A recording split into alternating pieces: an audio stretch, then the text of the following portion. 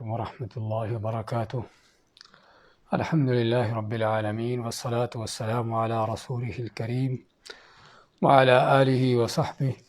ومن سار علی نہجہ الی یوم الدین وسلم تسلیما کثیرا، اما بعد۔ کل ہم نے سورۃ البقرہ کی آیت نمبر 104 سے درس لیا تھا، ان آیات کو دہراتے ہیں۔ اعوذ باللہ من الشیطان الرجیم۔ یا ایھا الذین آمنوا، اے وہ لوگو جو ایمان لائے ہو، لا تقولوا راعنا، نہ کہو راعنا کا لفظ جس کا معنی رعایت کرنا، وقولوا انظرنا، اور کہو کہ انظرنا دیکھو ہمیں، واسمعوا اور سنو۔ ہم ذکر کیا تھا کہ اس آیت کا پس منظر کیا ہے کہ اسلام کے دشمن ہر زمانے میں، چاہے وہ یہودی ہوں، عیسائی ہوں، یا کوئی بھی دشمن کیوں نہ ہو، ان کی کوشش ہوتی ہے مسلمانوں پر تان بازی کرنے کی اور ان کو کسی نہ کسی طریقے سے زیر کرنے کی۔ تو اسی لحاظ سے یہودی بھی مدینہ میں مسلمانوں کے خلاف اور رسول کریم علیہ السلام کے خلاف ایسی چیزیں ڈھونڈتے رہتے کہ جس میں تان بازی ہو۔ تو جب مسلمان رسول کریم صلی اللہ علیہ وسلم کو متوجہ کرنے کے لیے راعینا کا لفظ کہتے، تو انہوں نے اس لفظ کو بگاڑ کر راعینا کہ ہمارے چرواہے، یا راعنن جس کا معنی احمق اور بیوقوف ہوتا ہے،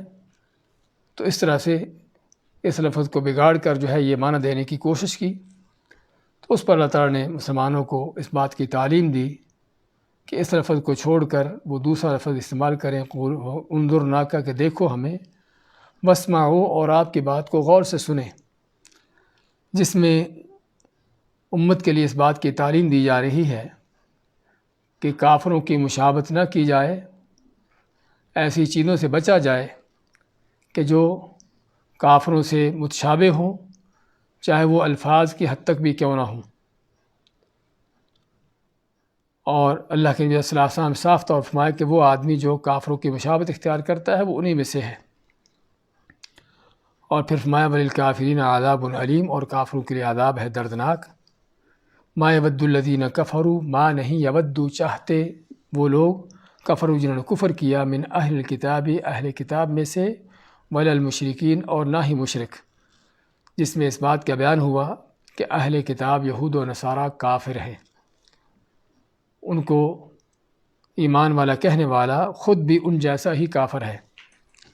اور بلکہ ان کے کفر میں شک کرنے والا بھی کافر ہے، کیونکہ قرآن کو جھٹلا رہا ہے، اللہ کو جھٹلا رہا ہے۔ تو اس لیے یہود و نصارہ کے کافر ہونے میں کوئی شک نہیں ہونا چاہیے، کافر ہیں، گمراہ ہیں، اور اللہ نے ان کا ٹھکانہ جہنم بیان کیا ہے اگر وہ ہدایت نہیں پاتے۔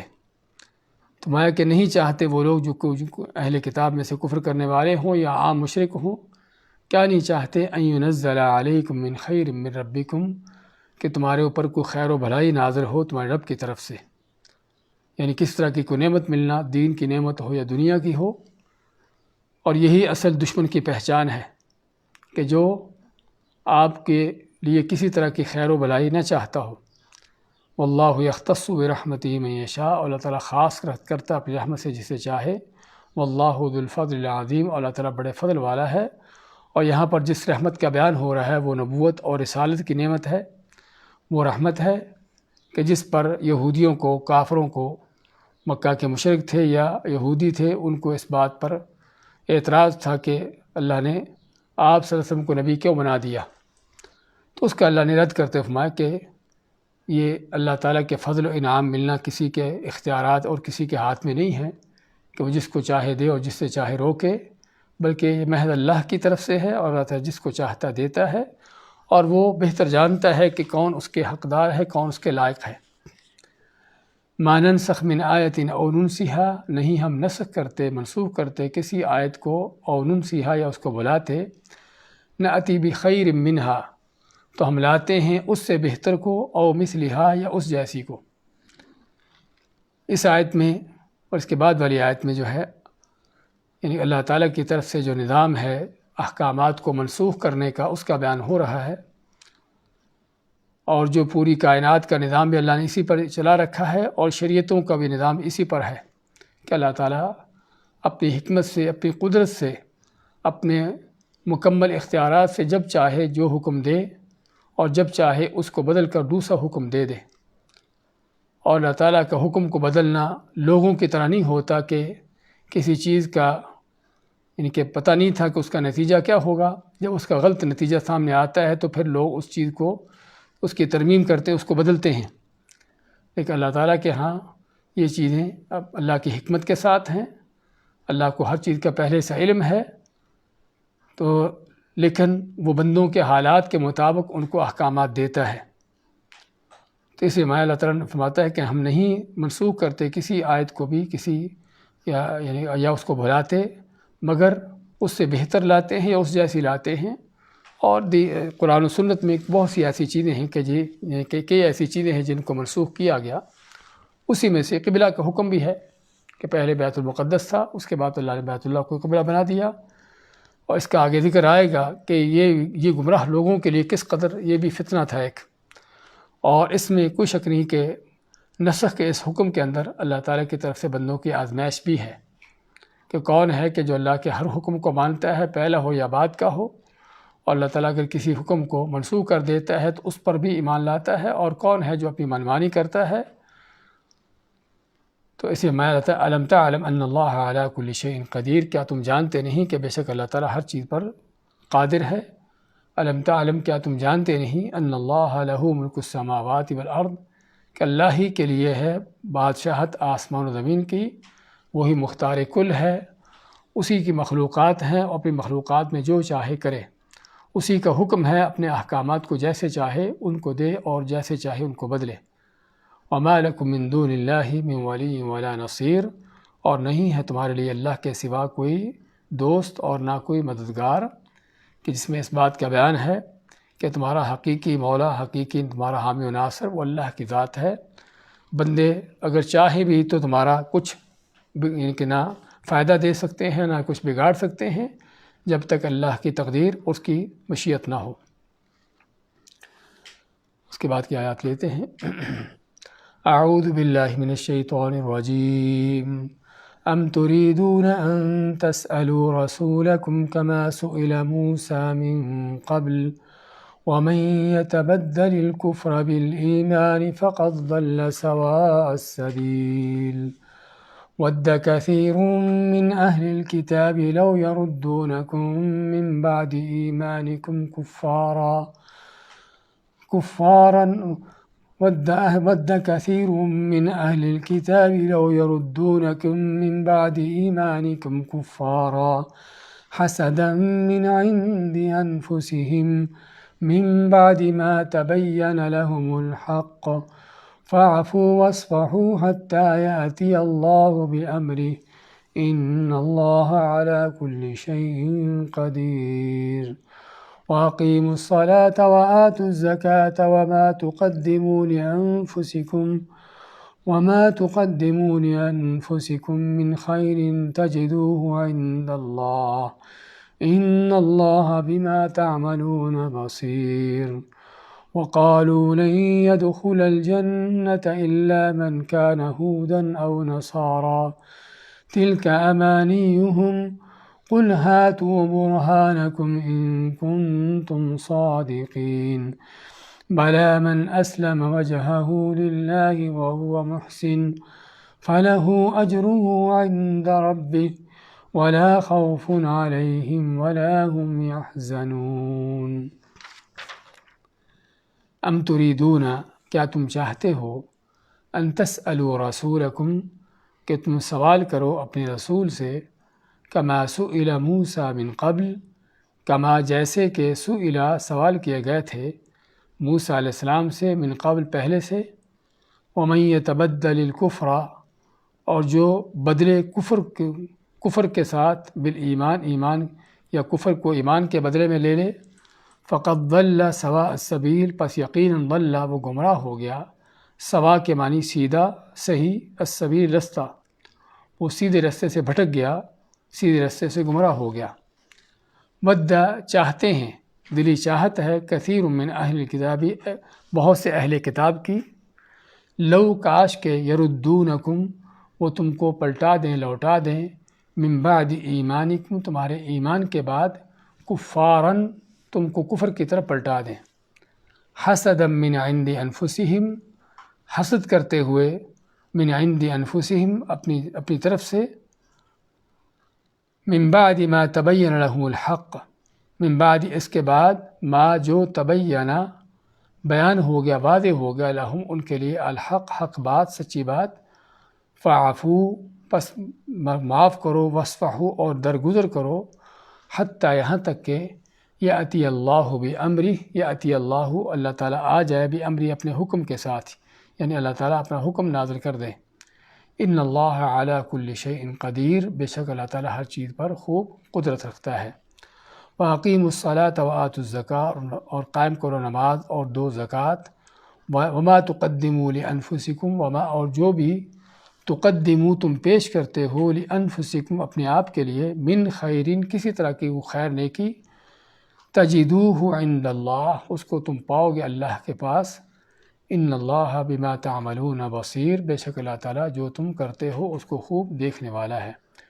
وقالوا اور کہا ان یہود و نصارہ نے، لن يدخل الجنت ہرگز داخل نہیں ہوگے جنت میں، الا من کان ہودا او نصارا مگر جو یہودی یا نصرانی ہو، تلک امانیہم یہ صرف ان کی آرزویں ہیں، قل ہاتوا برہانکم کہہ دیجئے کہ ہاتوا کے معنی لاؤ، برہان کے معنی دلیل اور حجت، لاؤ اپنی دلیل اور حجت، ان کنتم صادقین اگر تم واقعی سچے ہو، بلا کیوں نہیں، من اسلم من جس نے،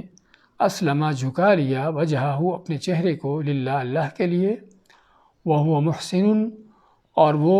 نیکوکار بھی ہو یعنی اللہ کے حکم پر بھی چلتا ہو، فلہ اجرہ عند ربہ پس اس کے لیے اس کا اجر ہے اس کے رب کے پاس، ولا خوف علیہم ولا هم یحزنون اور نہ وہ ان پر کوئی ڈر خوف ہوگا اور نہ وہ غم کھائیں گے۔ سورۃ البقرہ کی آیت نمبر 108 سے 112 تک کی تلاوت اور ترجمہ پیش کیا گیا ہے۔ فرماتا اللہ تعالیٰ، ام تریدون ان تسألوا رسولکم کما سئل موسیٰ من قبل، ام کیا، ام کا معنی کیا بھی آتا ہے اور یا کے معنی بھی آتا ہے کہ یا کہ تم، تریدون چاہتے ہو، ان تسألوا رسولکم کہ تم سوال کرو اپنے رسول سے، کما جیسے کہ سئل موسیٰ من قبل سوال کیا گیا موسیٰ علیہ السلام سے، من قبل پہلے سے۔ اس آیت کی مناسبت بھی یہودیوں کی، ان کی سازشوں، ان کی قباحتوں اور حق کو چھپانے اور حق کو مٹانے اور باطل کو پھیلانے کی ان کی جو کوششیں تھیں اس حوالے سے، تو اس میں ان کی ایک کوشش اور سازش یہ بھی تھی کہ مسلمانوں کے اندر کوئی شک و شبہات پیدا کرنے، سوالات پیدا کرنے، شبہات پیدا کرنے اس طرح کے، اور سوالات ان کو یعنی کہ اس طرح کے سوال ان کو دینے کہ اپنے نبی سے اس طرح کی بات پوچھو، یہ پوچھو، اس طرح کا سوال کرو، تو یعنی مسلمانوں کو جو ہے ان کو الجھانا، ان کے اندر شبہات پیدا کرنا اور طرح طرح کے سوالات ان کو پیش کرنا کہ تم اپنے نبی سے رسول سے یہ بات پوچھو کہ یہ کیسی ہے اور یہ کیوں ہے، اور یہ سوال کرنے کا مقصد کو علم حاصل کرنا نہیں تھا، کسی بات کی حقیقت کو جاننا نہیں تھا، بلکہ وہ سوال کرنے کا مقصد جو ہے وہ صرف اور صرف جو ہے عناد اور تعصب اور ہردرمی کی بنیاد اور لوگوں کو الجھانے اور بہکانے کا طریقہ، کہ جس طرح پہلے وہ خود موسیٰ علیہ السلام کے ساتھ کرتے رہے ہیں کہ طرح طرح کے وہ سوالات، جس طرح ہم گائے کا واقعہ پڑھ کر آئے ہیں، تو چیمگوئیاں ان کی اور طرح طرح کی نکتہ چینیاں اور بے جا قسم کے اعتراضات کہ یہ ایسا کیوں اور ویسا کیوں ہے، تو یہی وہ تعلیم مسلمانوں کو دینے کی کوشش کرتے،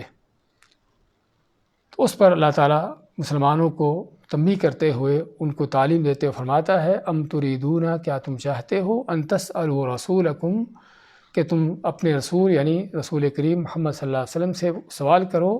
کما جیسے کہ سئل موسیٰ من قبل سوال کیے گئے پہلے سے موسیٰ علیہ السلام سے، یعنی پہلے جس طرح یہودی موسیٰ علیہ السلام سے سوال کرتے رہے ہیں، کیا تم چاہتے ہو کہ اس طرح کے سوال تم بھی اپنے نبی علیہ السلام سے کرو، تو بات جسے کر رہے تھے کہ یہ وہ سوالات ہیں کہ جن کا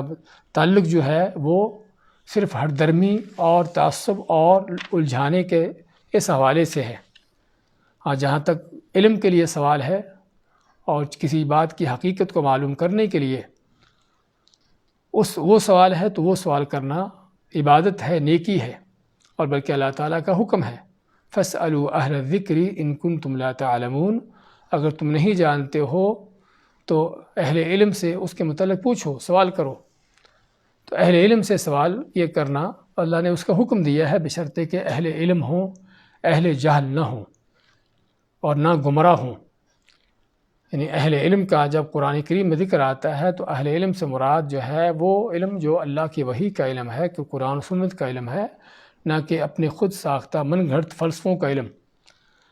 تو اللہ نے اس طرح کے علماء سے جو ربانی علماء ہیں اور قرآن و سنت پر اس کی تعلیمات پر خود بھی چلتے ہیں اور لوگوں کو چلاتے ہیں، ایسے لوگوں سے، ایسے علماء سے اللہ نے سوال کرنے کا حکم دیا ہے اور مسائل پوچھنے کا حکم دیا ہے۔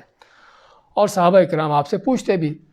قرآن کریم میں ہم بار بار ان آیات کو پڑھتے ہیں، یسألونک یسألونک، آپ سے سوال کرتے ہیں، آپ سے، تو اس کے جواب اللہ تعالیٰ دیتا اور آپ لوگوں کو سناتے۔ بعض اوقات آپ کے پاس اس کا جواب پہلے سے ہوتا تو آپ لوگوں کو بتا دیتے۔ اس لیے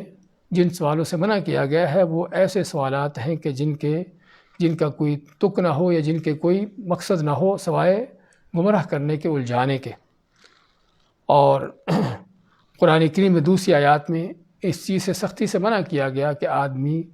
فردی سوالات کرے، ایسے سوالات کرے کہ جس کا حقیقت سے تعلق نہ ہو،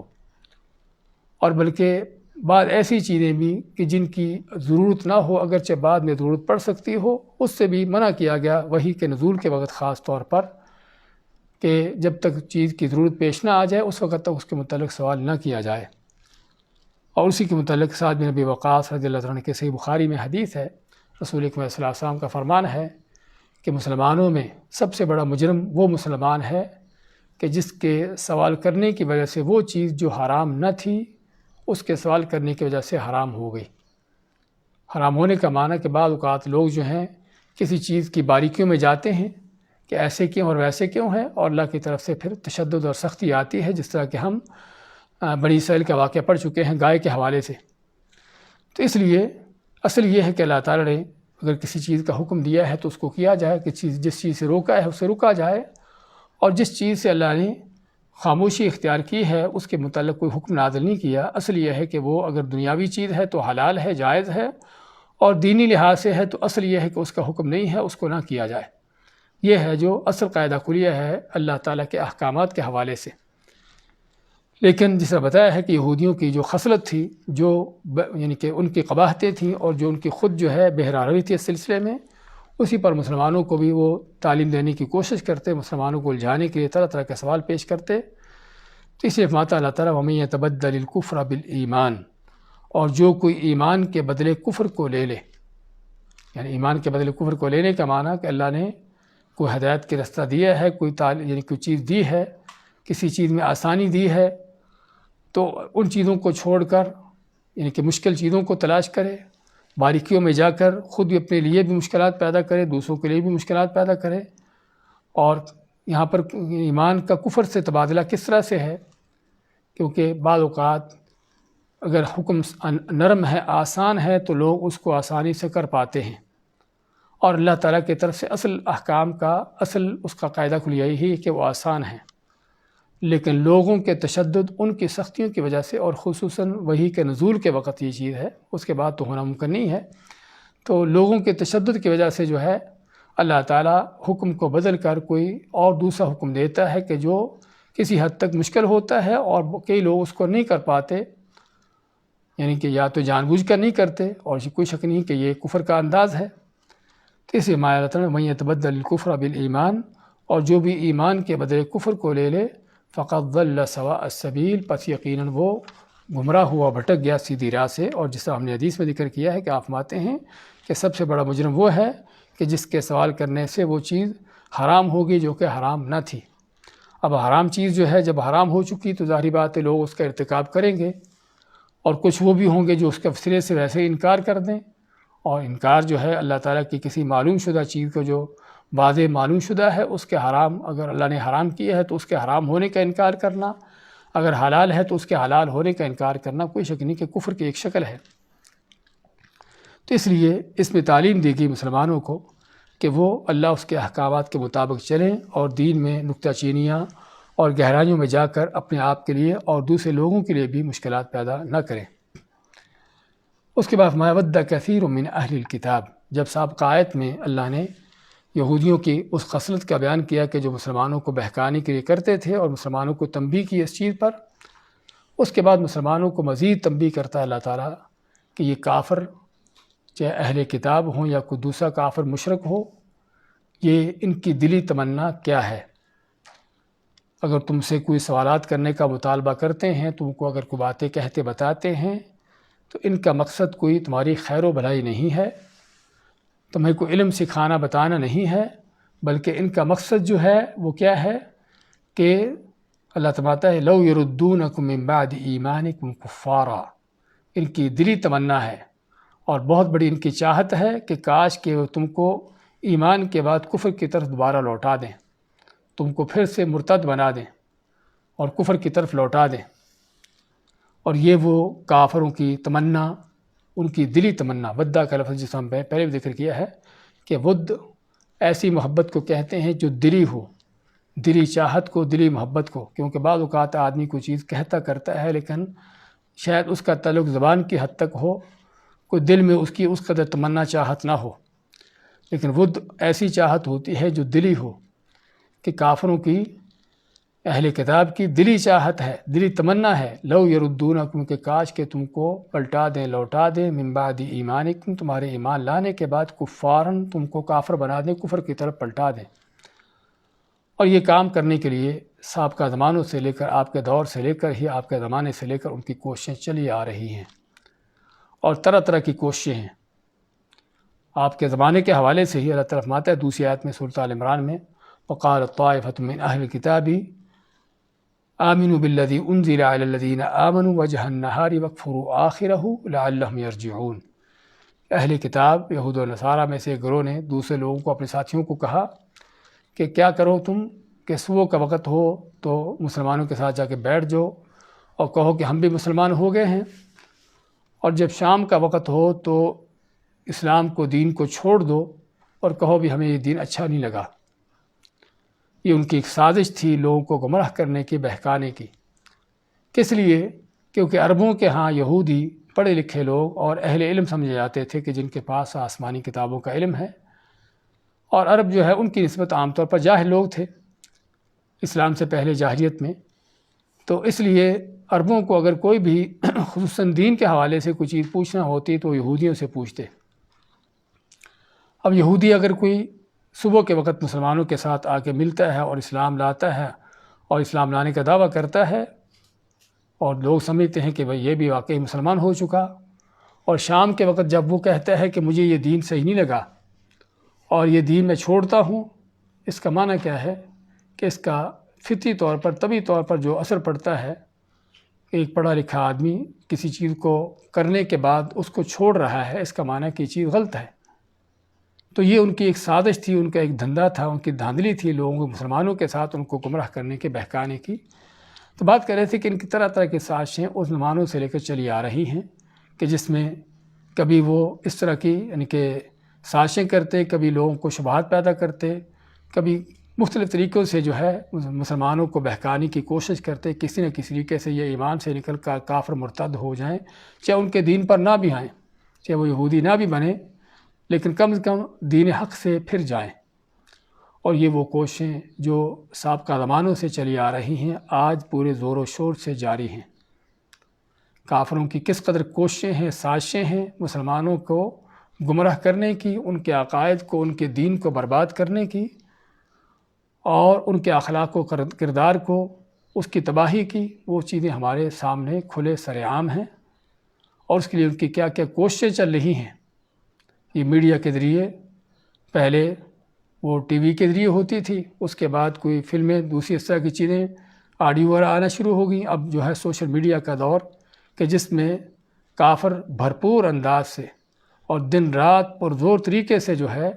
وہ ہر طرح کی کفر، بے ایمانی، ہر طرح کا شرک، ہر طرح کی بدکاری، بے حیائی پھیلانے کی کوششوں میں ہیں۔ اور یہ چیزیں صرف کوئی بغیر کسی پلان کے اور بغیر کسی سوچی سمجھی سازش کے تحت نہیں، اس کے بغیر نہیں ہو رہی، بلکہ بہت بڑی سازشوں کے تحت ہو رہی ہیں۔ اب تو ہم بہت دیر سے، بہت لیٹ ہیں۔ تقریباً 100 سال پہلے یہودیوں نے کانفرنس کی کہ کس طرح ہم مسلمانوں کو ان کے دین سے بہکائیں اور کس طرح ان کو تباہ کیا جائے۔ تو ان کے بڑے بڑے ان کے پروفیسرز، ان کے اسکالرز ساتھ جمع ہوتے ہیں، تو آخر میں جس بات پر ان کا فیصلہ اور طے کرتے ہیں کہ مسلمان کو بہکانے کے لیے، ان کو برباد کرنے کے لیے جو ہے ٹینکوں، توپوں کی، اسلحوں کی زیادہ ضرورت نہیں۔ زیادہ ضرورت کس چیز کی ہے؟ کہ ان کو اخلاق و کردار کے لحاظ سے ان کا کردار تباہ کیا جائے۔ تو چنانچہ انہوں نے کہا کہ ایک بدکار فاحشہ عورت، جن عورتوں کو آج وہ بازاروں میں لا کر نچا رہے ہیں، اور شراب کا جام، یعنی یہ چیزیں کہ جو ڈرگ وغیرہ ہیں، اس طرح کی چیزیں لوگ مسلمانوں کے اندر پھیلاؤ، تو یہ چیزیں ان کی وہ تباہی کریں گی جو تمہارے ایٹم بم بھی نہیں کر سکتے۔ اور یہ تو ہے ان کے جو سازشیں ہیں بدکاری، بے حیائی پھیلانے کے انداز سے، اور حتیٰ کہ علم کے میدان میں بھی، جس کو وہ علم کا نام دیتے ہیں، تحقیق کا نام دیتے ہیں، ہاں اس میدان میں بھی ہم اگر دیکھیں تو سابقہ زمانوں سے لے کر ہی کافروں کی کیا کیا سازشیں ہیں مسلمانوں کو بہکانے کی، گمراہ کرنے کی۔ آج ان کی یونیورسٹیوں میں باقاعدہ الگ سے ڈپارٹمنٹ ہیں کہ جہاں پر اسلام کی تعلیمات پڑھی جاتی ہیں، قرآن اور حدیث کا مطالعہ ہوتا ہے، اور باقاعدہ وہاں پر پھر بڑی بڑی ریسرچیں ہوتی ہیں، پی ایچ ڈی کے تھیسس لکھے جاتے ہیں، مقالے لکھے جاتے ہیں، اور باقاعدہ اس پر ڈگریاں ملتی ہیں۔ ہاں یہ ساری ریسرچیں کس چیز کے لیے ہو رہی ہیں؟ یہ سبھی کچھ کہ کس طرح سے مسلمانوں کو اسلام کے اوپر تان بازی کی جائے، ایک مسلمان کو کس طرح اس کے دین سے بہکایا جائے، اور کس طرح جو ہے اس کو اس کے دین سے جو ہے بہکا کر گمراہ کیا جائے۔ تو وہاں پر باقاعدہ طور پر تربیت ہوتی ہے، تعلیم دی جاتی ہے، اس کے لیے باقاعدہ ڈگریاں دی جاتی ہیں، اور پھر انہی کے ڈگری ہولڈر جو ہیں، انہی سے ڈگری یافتہ جو ہیں، وہ پھر ہمارے ملکوں میں آ کر وہی ہمارے نوجوانوں کو، ہماری نسلوں کو تعلیم، ان کی تعلیم کا ذریعہ بنتے ہیں، اور جو وہ وہاں سے سازشیں، خباستیں سیکھ کر آتے ہیں، وہ پھر آ کر ہمارے قوموں کو، ہماری نسلوں کو سکھاتے ہیں، اور اس کا نتیجہ آج ہم جو دیکھتے ہیں کہ کس انداز سے الحاد اور بے دینی پھیل رہی ہے، کس انداز سے ایک مسلمان اپنے دین سے، اپنے رب سے باغی ہو رہا ہے، اور بلکہ دین نہیں بلکہ اپنی قوم سے، اپنی ملت سے بھی کس انداز سے بغاوتیں کر رہا ہے۔ یہ ساری انہی کی ان سازشوں کا نتیجہ ہے۔ تو اس لیے اللہ تعالیٰ نے پہلے سے ہی یہ باتیں کھل کر بیان کر دی ہیں۔ ودّا، ان کی دلی چاہت ہے، دلی تمنا ہے، کثیر، یعنی کہ کوئی کا دکا کہ بہت سے، بہت زیادہ اہل کتاب کی تبدیلی تمنا ہے، لو یردونکم من بعد ایمانکم کفارا، کاش کہ وہ تم کو پلٹا دیں، لوٹا دیں تمہارے ایمان کے بعد تم کو کافر، کاش کہ تم کو کافر بنا دیں، اگرچہ تم یہودی نہ بھی بنو، عیسائی نہ بھی بنو، لیکن کم از کم دین حق سے پھر جاؤ، مرتد ہو جاؤ۔ یہ ہے ان کی جو دلی تمنا اور دلی چاہت ہے، اور اس کے لیے ان کی کوششیں جس طرح ہمیں بتایا ہے کہ دن رات جاری ہیں، ساری ہیں، لٹریچر ہیں، میڈیا ہے، اور تعلیم ہے، اور ڈگریاں ہیں، اور یہ سارا کچھ جو ان کی سوچی سمجھی پلان کو سازشوں کے تحت چل رہا ہے۔ حسدا من عند انفسہم، یہ نہیں کہ ان کو یہ ہے کہ تم لوگ حق پر ہو اور وہ باطل پر ہیں، اور اس لیے، بلکہ صرف اور صرف بات جو ہے حسد کی ہے۔ حسد کس چیز کا؟ کہ کیوں اللہ نے عربوں میں محمد صلی اللہ علیہ وسلم کو نبی بنا کر بھیج دیا، کیوں اللہ نے تم کو حق دے دیا اور وہ خود جو ہے گمراہی پر رہ گئے، کیونکہ ان کو پتہ ہے کہ ہم گمراہی پر ہیں۔ الگ بات ہے کہ لوگوں کی آنکھوں میں کیا دھول جھونکتے ہیں اور کس انداز سے ان کو اندھا بناتے ہیں، لیکن ہر گمراہ کو، خاص طور پر جو گمراہ لیڈر ہیں، ان کو پتہ ہوتا ہے کہ ہم کس گمراہی پر ہیں اور کس یعنی کہ کہاں چل رہے ہیں۔ تو ان کی یہ ساری سازشیں جو ہیں وہ کس وجہ سے، کس بنیاد پر ہیں؟ حسدا من عند انفسہم، اپنے دلوں میں جو اپنے حسد رکھے ہوئے ہیں، اسلام کے خلاف، مسلمانوں کے خلاف بغض اور کینہ رکھے ہوئے ہیں۔ اور اس طرح کی آیتیں رب العالمین کی طرف سے جو عالم الغیب ہے، علام الغیوب ہے، اور دلوں کے رازوں کو جاننے والا ہے، اس کی طرف سے اس طرح کی باتوں کے آ جانے کے بعد کسی مسلمان کے دل میں کوئی اس طرح کی شبہ باقی نہیں رہنا چاہیے کہ کافر اس کے کتنے بدترین دشمن ہیں اور کافر اس کے لیے کیا چاہتے ہیں، چاہے وہ کافر کوئی بھی کیوں نہ ہو، ان کی دلی تمنائیں کیا ہیں، کس انداز سے اس کی بربادی تباہی کے لیے ہر وقت ان کی کوششیں ہیں۔ تو اللہ مانتا ہے کہ جو ان کے دلوں میں مسلمان کے اسلام کے خلاف حسد اور بغض ہے، کینہ ہے، اس وجہ سے وہ نہیں چاہتے کہ تم حق پر رہو اور حق پر چل کر تمہاری دنیا آخر سنور جائے، وہ تم کو کسی میں کس طریقے سے گمراہ کرنا چاہتے ہیں، بہکانا چاہتے ہیں۔ من بعد ما تبین لهم الحق، اور یہ بھی کہ یہ نہیں کہ ان کو کوئی غلط فہمی ہے کہ شاید وہ سمجھتے ہوں کہ ہم صحیح ہیں اور مسلمان غلط ہیں، اس لیے ان کو کسی طریقے سے ان کے دین سے پھیرو، کہ جو کہ عام طور پر ہوتا ہے کہ آدمی جب اپنے آپ کو حق پر سمجھتا ہے اور دوسرے کو باطل پر سمجھتا ہے تو چاہتا ہے کہ یہ باطل پر جو ہے اس کو صحیح طریقہ بتایا جائے، صحیح رستہ دکھایا جائے،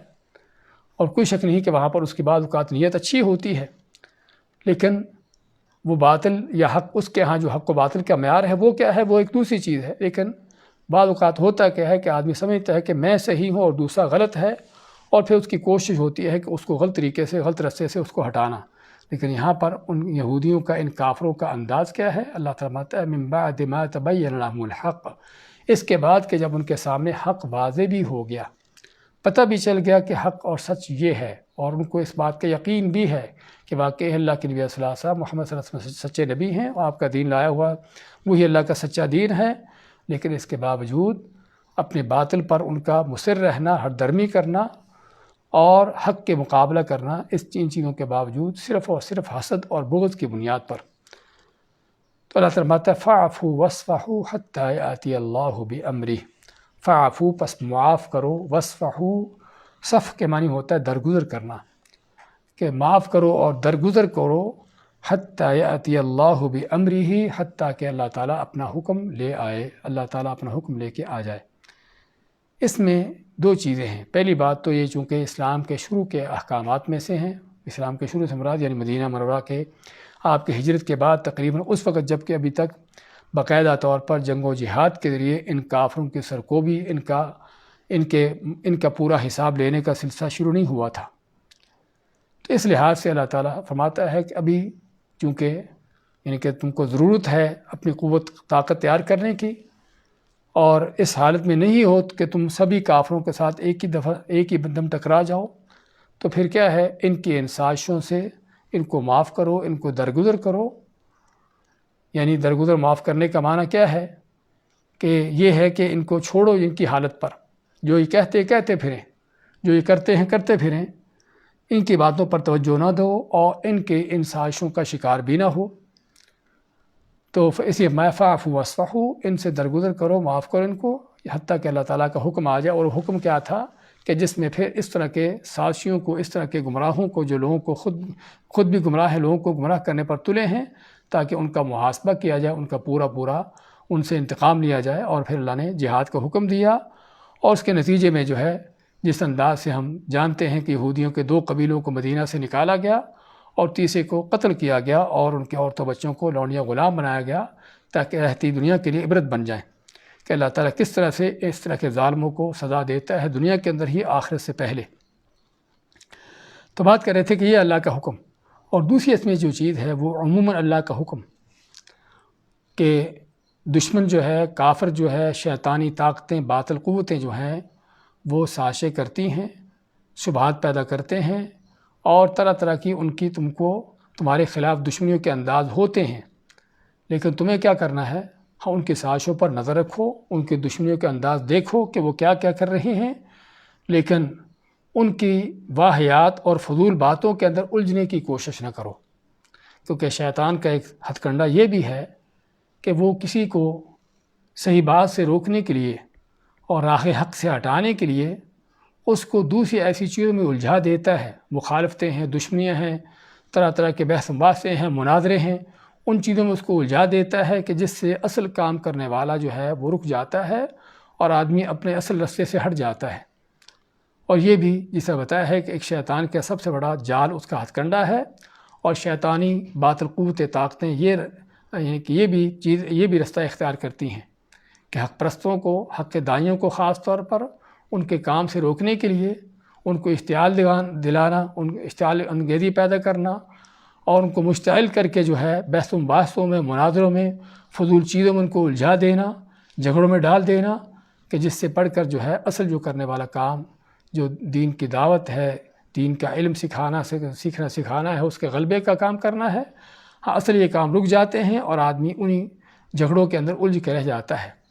تو اس پر اللہ تعالیٰ فرماتا ہے کہ تم ان سے درگزر کرو، ان کو معاف کرو۔ معاف کرنے، درگزر کرنے کا معنی کیا ہے؟ ان کے حال پر چھوڑو جب تک اللہ کا حکم نہ آ جائے، یعنی اگر جہاد کا حکم آ گیا اور تم قوت طاقت میں ہو تو پھر ان کے گردنیں مارو، ان کے سر اڑاؤ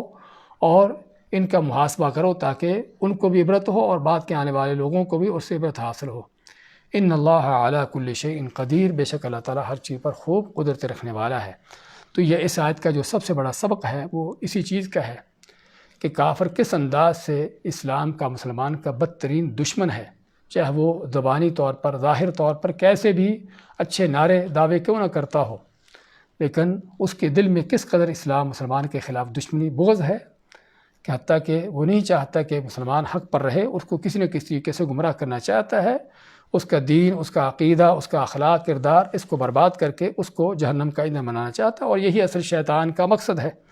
اس نے پہلے دن سے ہی اعلان کیا ہوا ہے کہ میں اس آدم اور اس کے اولاد کو جہاں تک ممکن ہو ان کو جہنم کا ایندھن بنا کے چھوڑوں گا۔ اس کے بعد ہمارے واقیم الصلاۃ وآتوا الزکاۃ، اور نماز قائم کرو اور زکوٰۃ دو۔ کافروں کی سازشوں پر نظر رکھنے کے ساتھ ساتھ ان کو درگزر کرنا اور معاف کرنے کا حکم دینے کے بعد اللہ تعالیٰ نے اس چیز کا بیان ان اللہ علی کل شیء قدیر، اللہ تعالیٰ ہر چیز پر قادر ہے، اللہ تعالیٰ خود بھی ان کی پکڑ کرنے کے پر قادر ہے، لیکن تم کو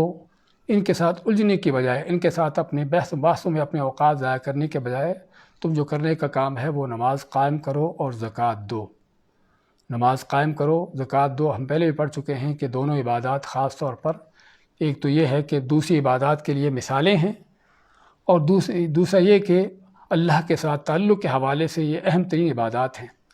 تو اس کو حکم دینے کا مقصد یہ ہے، وہ یہ ہے کہ تم اللہ کے ساتھ اپنا تعلق مضبوط کرو، نماز قائم کر کے، اللہ کی راہ میں خرچ کر کے، کیونکہ اللہ کے ساتھ جتنا تعلق مضبوط ہوگا اتنی اللہ کی طرف سے حفاظت بھی ہوگی،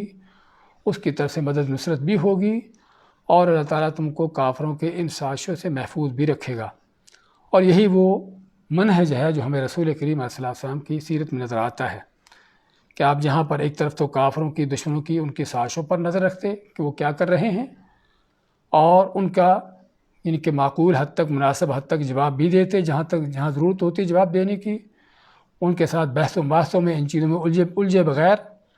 اور اس کے ساتھ ساتھ اپنا تعلق اپنے رب کے ساتھ مضبوط کرنے کے لیے عبادات کا اہتمام۔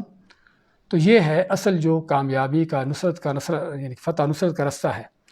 تو اسی ماہ واقیم الصلاۃ وآتوا الزکاۃ، اور نماز قائم کرو اور زکوٰۃ دو۔ وما تقدموا لانفسکم من خیر، وما اور جو بھی تقدموا تم پیش کرتے ہو، لانفسکم اپنے آپ کے لیے، من خیر کسی طرح کی خیر نیکی بھی، تجدوہ عند اللہ اسے تم پاؤ گے اللہ کے ہاں، جس میں اللہ کی طرف سے اس بات کا وعدہ ہے کہ آدمی نیکی کرتا ہے، تھوڑی ہو یا زیادہ ہو، اللہ کے دین کے لیے قربانی دیتا ہو، وہ یعنی کہ معمولی ہو یا بہت بڑی ہو، کسی طرح کی کوئی چیز نہیں، وہ کس کے لیے ہے؟ پہلی بات تو لانفسکم، وہ انسان کے اپنے آپ کے لیے ہے۔ اللہ پر کوئی نیکی کر کے آدمی احسان نہیں کر رہا، کوئی عبادت کر کے اللہ تعالیٰ کے اوپر کوئی احسان نہیں کر رہا، بلکہ اس کی ہر نیکی عبادت اس کے اپنے آپ کے لیے ہی، اپنے ہی فائدے کے لیے ہے، کہ جو بھی تم نیکی کرتے ہو، جو بھی پیش کرتے ہو نیکی میں سے، خیر میں سے، وہ اپنے آپ کے لیے ہے۔ اور دوسرا کس چیز کا وعدہ ہے؟ وعدہ جو ہے تجدوہ عند اللہ، اس بات کا وعدہ کہ تم اس کو اللہ کے پاس پاؤ گے۔ اور اللہ کے پاس پانے کے اندر دو چیزیں آتی ہیں، ایک تو اس چیز کا مل جانا یقینی طور پر، کہ جس کے ملنے میں کوئی شک نہ ہو کہ وہ چیز محفوظ ہے اللہ کے ہاں، اور ہر قیمت اس کا اجر صلہ مل کے رہے گا۔ اور عند اللہ، اللہ کے ہاں ہونے کا دوسرا معنی کہ اس کا اجر کتنا عظیم ہوگا، کیونکہ اللہ تعالیٰ جو کائنات کا رب ہے، جب وہ اجر دینے پر آئے گا تو اس کا اجر کو معمولی نہیں بلکہ بہت بڑا ہوگا۔ تو اس کے اندر دونوں چیزیں کہ اللہ کے ہاں وہ چیز محفوظ ہو چکی، نیکی محفوظ ہو چکی، اور اس کا اجر بھی بہت بڑا مل کے رہے گا۔ ان اللہ بما تعملون بصیر، ساتھ ہی اللہ نے تنبیہ کر دی اس بات کی کہ اللہ تعالیٰ صرف اعمال کو اوپر سے ظاہر سے نہیں دیکھتا، بلکہ وہ ہر چیز کی حقیقت کو، اس کو گہرائیوں سے دیکھنے والا ہے۔ تنبیہ ہے انسان کے لیے کہ جو بھی تم کر رہے ہو اللہ تعالیٰ اس کو خوب دیکھنے والا ہے، چاہے وہ عمل ظاہر ہو، باطن ہو، زبان کی بات ہو، کوئی کیا جانے والا عمل ہو، کچھ بھی کیوں نہ ہو، اللہ تعالیٰ تمہاری ہر چیز کو خوب دیکھ رہا ہے، سن رہا ہے، گہرائیوں سے جانتا ہے، جس میں انسان کو تنبیہ ہے کہ اگر وہ رب ہر چیز دیکھ رہا ہے تو کس طرح اس رب کے ساتھ انسان کو خالص مخلص ہو کر چلنے کی ضرورت ہے اور اپنے اعمال کو خالص کرنے کی ضرورت ہے۔ وقالوا لن يدخل الجنة الا من كان هودا او نصارا، مزید یہود و نصارہ کی قباحتیں بیان کرتے اللہ فرماتا ہے کہ کہا انہوں نے، یہود و نصارہ نے، لن يدخل الجنة، نہیں داخل ہوگا جنت میں، ہرگز داخل نہیں ہوگا کوئی جنت میں، الا من كان هودا او نصارا، مگر کوئی یہودی یا عیسائی ہو۔ کیا دونوں ہی جماعتیں، دونوں فرقے یہ کہتے تھے کہ جنت میں یہودی عیسائی داخل ہوں گے؟ نہیں، بلکہ ہم اگلی آیتوں میں پڑھیں گے کہ ہر فرقے کا اپنے آپ کا جنت میں داخل ہونے کا، جنتی ہونے کا دعویٰ تھا، اور دوسرے کا جہنمی ہونے کا دعویٰ تھا۔ یہودی عیسائیوں کو کہتے کہ تم گمراہ ہو، ہم حق پر ہیں، ہم جنتی ہیں، اور عیسائی یہودیوں کو کہتے کہ تم جہنمی ہو، ہم جنتی ہیں۔ تو اس کا معنی یعنی کہ آیت کا ظاہری لفظ جو ہمیں یہاں پر نظر آتا ہے کہ شاید یہود و نصارہ سبھی کہتے ہوں کہ یہودی عیسائی جنت میں داخل ہوں گے، یہ صرف آیت کے اس کو مختصر طریقے سے بیان کرنے کا انداز ہے، ورنہ اگلی آیتیں واضح کرتی ہیں کہ ہر فرقہ دوسرے کو کافر جہنمی کہتا تھا، لیکن ان کا دعویٰ یہی تھا کہ جنت میں داخل جو ہوگا، یہودی کہتے کہ ہم صرف یہودی داخل ہوں گے، اور نصرانی کہتے کہ ہم صرف نصرانی داخل ہوں گے۔ تو کہا انہوں نے لن يدخل الجنة الا من كان هودا او نصارا، کہ نہیں داخل ہوں گے ہرگز کو جنت میں مگر وہی جو یہودی ہوگا یا عیسائی ہوگا، اور یہی صرف ان کا نہیں بلکہ ہر دور کے، ہر زمانے کے گمراہوں کا انداز ہے کہ اپنی طرف سے ہی جنتوں کے ٹھیکیدار بن کے بیٹھے ہوئے ہیں، چاہے عمل ان کے کیسے بھی کیوں نہ ہوں۔ اور جو اہل حق کا عقیدہ ہے اس موضوع پر کہ آدمی چاہے کتنا بھی نیک، متقی، پرہیزگار کیوں نہ ہو، جب تک اللہ تعالیٰ نے کسی کے بارے میں اس کے جنتی ہونے کا فیصلہ نہیں کر دیا، حکم صادر نہیں کر دیا، یا اس کے بارے میں بیان نہیں فرما دیا، اس وقت تک نہ خود اپنے آپ کو جنتی کہلا سکتا ہے، اور نہ کسی کو حق ہے کہ اس کے لیے جنتی ہونے کا فیصلہ کر دے۔ لیکن گمراہوں کا ہر دور میں یہ انداز رہا ہے کہ اپنے آپ کے لیے بھی جنتی ہونے کے دعوے اور دوسروں کو بھی جنتوں کے سرٹیفکیٹ دینے کا جو ان کا انداز ہوتا ہے۔ تو اللہ تعالیٰ ان کے اس دعوے کا اور ان کی اس بے بنیاد بات کا رد کرتے فرمایا تلک امانیہم، یہ صرف ان کی آرزویں ہیں، یہ ان کی صرف آرزویں ہی ہیں، اس سے بڑھ کر ان کی کوئی اور اس کی کوئی حقیقت نہیں۔ ان کی اس بات کی نہ تو کوئی دلیل ہے قرآن و سنت سے، واقعی اللہ نے جو یہودی ہوگا یا عیسائی ہوگا اس کے لیے دو ٹوک جنت کا فیصلہ کر دیا ہے، اور نہ ہی ان کا ان کے پاس اتنا عمل ہے، ایسا عمل ہے کہ جو واقعی ہی ان کو جنت کے لائق اور اس کا حقدار بنا سکے۔ تو اس میں ہے کہ صرف ان کی خالی آرزویں، امیدیں ہیں، خالی ان کی باتیں ہیں۔ قُلْ هَاتُوا بُرْهَانَكُمْ إِن كُنتُمْ صَادِقِينَ، کہہ دیجئے ہاتو کہ لاؤ، برہان کے معنی دلیل اور حجت، کہ لاؤ اپنی دلیل اور حجت، ان کنتم صادقین، اگر تم واقعی سچے ہو، اگر تم واقعی سچے ہو کہ جنت میں داخل ہونے والے یہودی کہتے کہ ہم یہودی ہوں گے، نصرانی کہتے کہ ہم نصرانی ہوں گے، اپنے اس دعوے میں سچے ہو تو لاؤ کوئی دلیل، حجت لاؤ کہ اللہ نے کہاں پر اس بات کا فیصلہ تم کو دیا ہے، کہاں تم کو جنت کے سرٹیفکیٹ تم کو دیے ہیں، تو لاؤ کو اگر تمہارے پاس کوئی دلیل ہے۔ بالا، اللہ ماتا کیوں نہیں، ہاں جنت ہوگی، جنت میں داخل ہوں گے۔ بلا کا لفظ جو ہے وہ سابقہ جو چیز ہے اس کا رد کرتے ہوئے دوسری چیز کو بیان کرنے کے لیے آتا ہے کہ کیوں نہیں، بلکہ کیا ہے، بلکہ اس طرح سے ہے، من اسلم وجہہ للہ، ہاں جنت کس کے لیے ہے، کون جنت میں داخل ہوگا؟ من اسلم، ہر وہ شخص جس نے اپنا چہرہ جھکا لیا، اسلم یسلم، اپنے آپ کو کسی کے تابع کر دینا، مطیع بنا دینا، اس کے فرمانبردار بنا دینا، اور اسی میں جنگوں کے اندر جو اپنے آپ کو سرنڈر کرنا ہوتا ہے، وہ بھی اس کے لیے بھی یہی لفظ استعمال ہوتا ہے کہ اپنے آپ کو یعنی کہ کسی کے سامنے سرنڈر کر دینا، شکست خوردہ ہوتے ہوئے، شکست تسلیم کرتے ہوئے۔ تو یہاں پر بھی وہ اسلمہ کا لفظ استعمال کرتے ہیں کہ اس نے اپنے آپ کو سرنڈر کر دیا۔ تو یہاں پر بھی بندہ اپنے رب کے سامنے اپنے آپ کو سرنڈر کرتا ہے، اپنے آپ کو جھکا لیتا ہے، نہ اپنی انسان کی کوئی تمنا ہے، نہ اپنی کوئی خواہش ہے، نہ اس کا کوئی ارادہ ہے، اور نہ کو اپنا اس کی طرف سے اپنا کوئی فیصلہ ہے سوائے رب العالمین کے فیصلوں کے، اس کے حکم کے۔ تو یہ ہے جو اسلم کا اللہ کے سامنے اللہ کے لیے اپنے آپ کو مطیع کرنے کا جو انداز ہے کہ انسان اپنی ہر چیز کو اللہ کے حکم کے تابع کر دے، نہ اس کی اپنی تمنا ہو، نہ اپنی کوئی مرضی ہو، نہ اپنی کوئی خواہش ہو، نہ اپنا فیصلہ ہو، بلکہ ہر چیز اللہ تعالیٰ کی تمنا ہو، اللہ کے حکم کے مطابق، اس کی مشیت کے مطابق ہو۔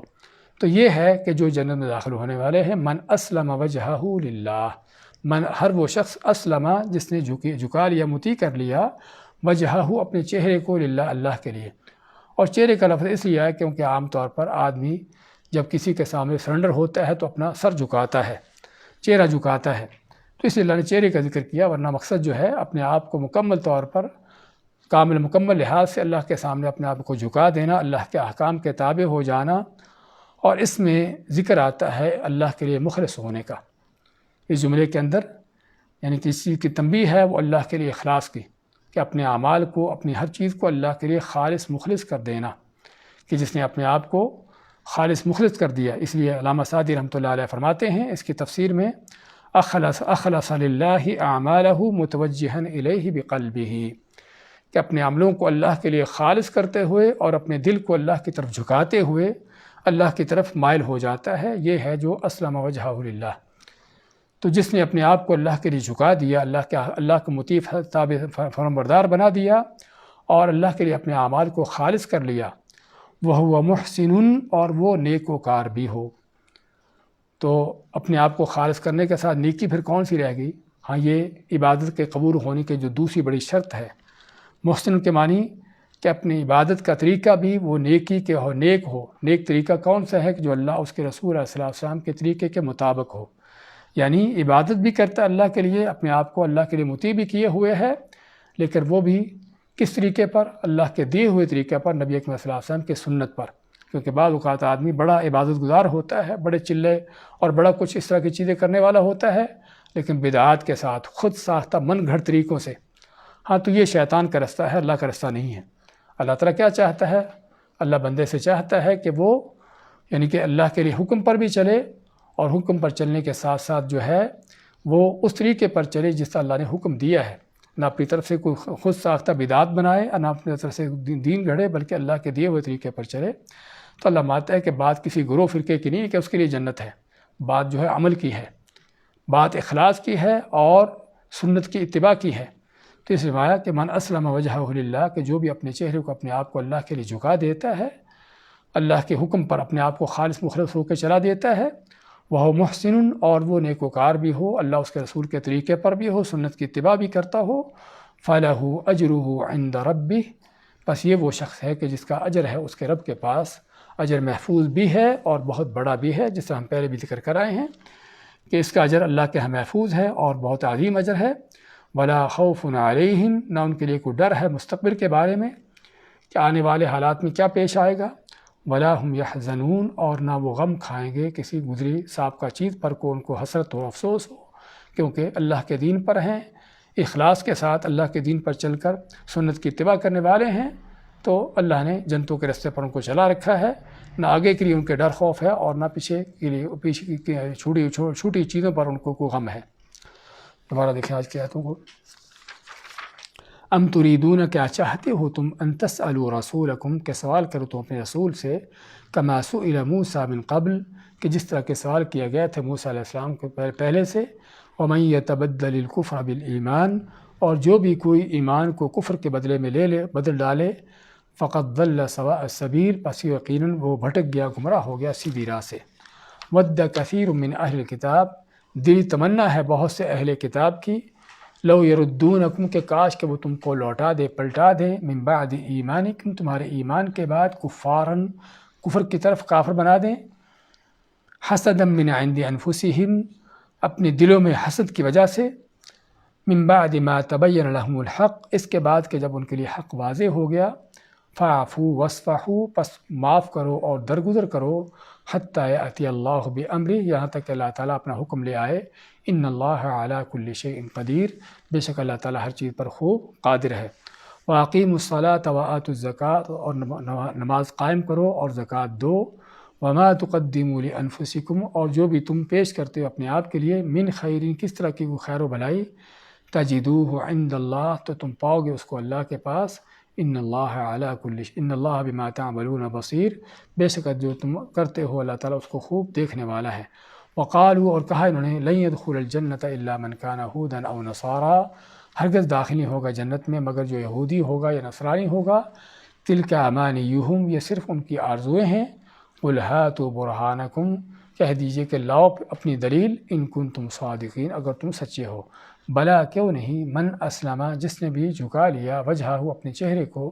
للہ اللہ کے لیے، وہو محسن، اور وہ نیکوکار بھی ہو، یعنی اللہ کے نبی کے طریقے پر بھی ہو، سنت کی اتباع بھی کرتا ہو، فَلَهُ أَجْرُهُ عِنْدَ رَبِّهِ، پس یہ وہ شخص ہے کہ جس کا اجر ہے اس کے رب کے پاس، وَلَا خَوْفٌ عَلَيْهِمْ، اور نہ وہ غم ان کے ڈر خوف ہوگا، وَلَا هُمْ يَحْزَنُونَ، اور نہ وہ غم کھائیں گے۔ بارک اللہ فیکم۔